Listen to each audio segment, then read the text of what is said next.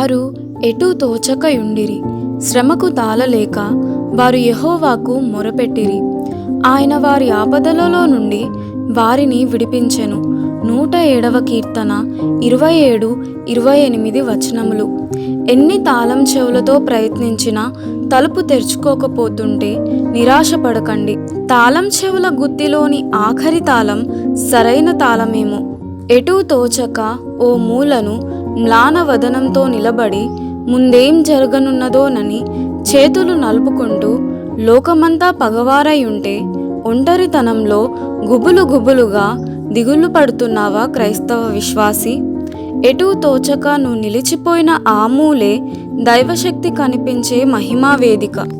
ఎటూ తోచక ఓ మూలను దుర్భరమైన బాధ కాలుస్తుంటే, ఇక సహించలేనంటూ మనస్సు మూలుగుతుంటే, నిలబడిపోయావా ఎడతెరిపిలేని శ్రమ కృంగదీస్తుంటే, కళ్ళు చీకట్లు కమ్మి ఒళ్ళు మొద్దుబారితే, ఎటూ తోచక నువ్వు నిలిచిపోయిన ఆ మూలే క్రీస్తు ప్రేమ ప్రకాశించే మహిమా వేదిక. ఎటూ తోచక ఓ మూలను మొదలెట్టిన పని నిరర్థకమైపోతే, పూర్తి కాకుండా ఆగిపోతే, మనసు తనువు భారంతో కృంగిపోతే, పని పూర్తి చేయడానికి శక్తి కరువైతే, చేతుల్లో బలం లేక వణికితే, ఎటూ తోచక నువ్వు నిలిచిపోయిన ఆ మూలే నీ భారాన్ని మోసేవాడు నిలిచి ఉన్నాడు.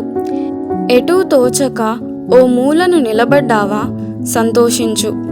ఆశ్చర్యకరమైన అద్భుతాలు చేసే శక్తి, నిన్నెన్నడూ విడనాడని దైవశక్తి, నీ అడుగుల్ని వెలుగులోకి నిస్సందేహంగా నడిపించే పరమశక్తి ఎదురు చూస్తున్నది నిన్ను ఆదుకోవడానికి.